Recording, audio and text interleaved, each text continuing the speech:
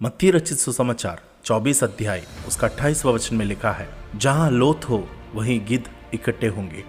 प्रियो, प्रभु यीशु मसीह की दूसरे आगमन के संबंध में प्रभु ने हमें ये चेतावनी दिया है कि जहां लोथ हो वहीं गिद्ध इकट्ठे होते हैं। इस दृष्टांत को प्रभु यीशु मसीह बताने के पीछे यह कारण है कि अंत के दिनों में कई प्रकार की झूठे भविष्यद्वक्ता लोग खड़े होकर चुने हुए लोगों को भी भरमाने की कोशिश करेंगे। प्रभु यीशु मसीह ने कहा मत्ती रचित सुसमाचार 24 अध्याय इसका 24वां वचन में, क्योंकि झूठे मसीह और झूठे भविष्यद्वक्ता उठ खड़े होंगे और बड़े चिन्ह और अद्भुत काम दिखाएंगे कि यदि हो सके तो चुने हुओं को भी भरमा दे। अंत के दिनों में झूठे भविष्यद्वक्ता लोगों के द्वारा भी बड़े बड़े चिन्ह और चमत्कार दिखाएंगे। प्रियो, हम ये ना भूले कि यीशु मसीह की चेले लोगों ने यह प्रश्न किया था कि प्रभु यीशु मसीह की दूसरी आगमन कब होगा और उसका चिन्ह कैसे रहेगा। प्रभु यीशु मसीह ने अपनी चेलों को उसकी दूसरी आगमन के चिन्ह के बारे में समझाया, क्योंकि हमारा परमेश्वर आदि से लेकर कुछ ना कुछ चिन्ह के द्वारा ही लोगों से बातें करते आया है। उत्पत्ति की किताब में ही हम पढ़ सकते हैं कि आकाश में ज्योतियों को भी परमेश्वर ने एक चिन्ह के कारण रखा गया था। नूह के समय में भी जल प्रलय के पश्चात परमेश्वर ने अपनी वाचा को एक चिन्ह के साथ बांधा था, जो था आकाश में दिखने वाली धनुष। अब्राहम के साथ भी परमेश्वर ने वाचा बांधा और खतना उनके शरीर में परमेश्वर का वाचा का वो चिन्ह था। परमेश्वर के चुने गए अधिकारियों के प्रति भी लोग विरोध करने लगा। हारून और मूसा के खिलाफ जब लोग बातें किए तो परमेश्वर ने हारून की छड़ी पर एक चिन्ह दिखाने के द्वारा परमेश्वर ने अपने अधिकारियों को खड़ा किया।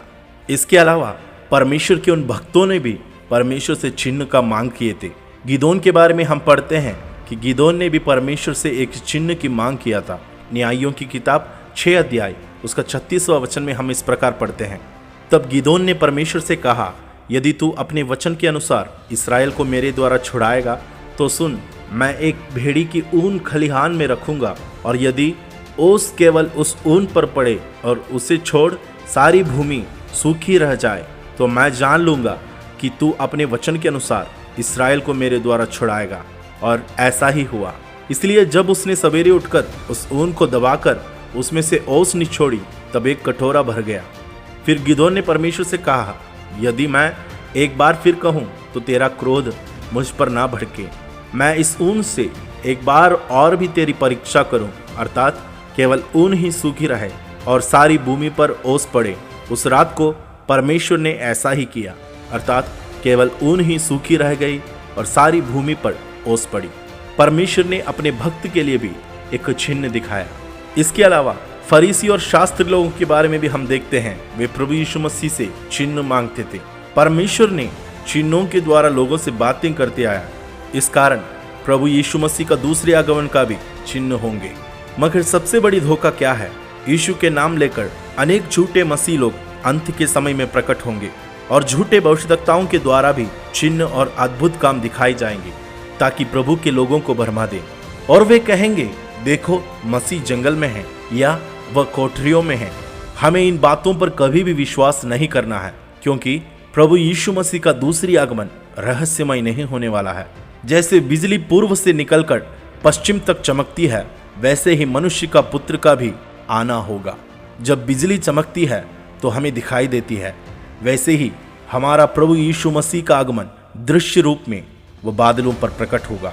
और जैसे लाश के लिए गिद्ध इकट्ठे होते हैं, वैसे हम जो मसीह के शरीर है उस सिर रूपी मसीह के साथ जोड़ दिया जाएंगे। तब चर्च या कलीसिया संपूर्ण देह बनकर पृथ्वी पर खड़ी हो जाएगी। प्रियो, आज की इन सभी घटनाएं हमारा प्रभु यीशु मसीह का दूसरी आगमन की चिन्ह है। इसलिए प्रभु के आगमन की तैयारी के साथ हम अपने जीवन को आगे बढ़ाएं। इस संदेश के द्वारा परमेश्वर आप सबको सहायता करें।